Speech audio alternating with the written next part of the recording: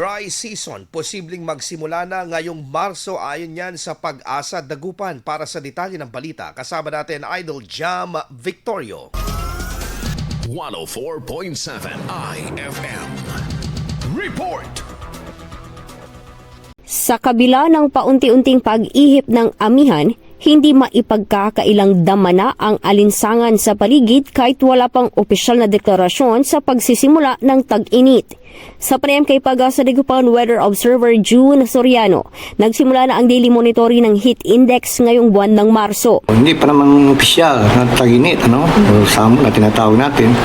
Although, yan pa rin yung, yung hanging amihan na umiiral sa ilang bahagi pa rin ng ating bansa, katulad dito sa may extreme northern Luzon.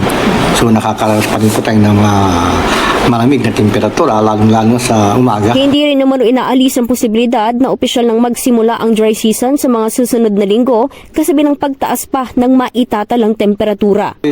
Papatuloy pa rin po yung ating monitoring. Next week, baka mag-declare na tayo ng dry season.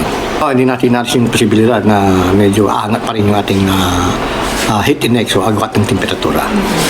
So, in-expect natin pa rin po yung ating pagtaas ng ating temperatura sa mga susunod na mga araw. Kahapon, March 1, nakapagtala ng abot 40 degrees Celsius na heat index ang tanggapan sa lungsod na pasok sa caution category.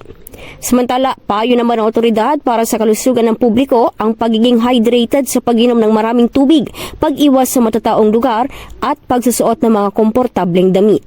Matatandaan noong nakaraang taon na itala ang pinakamataas na heat index dito sa Dagupan City.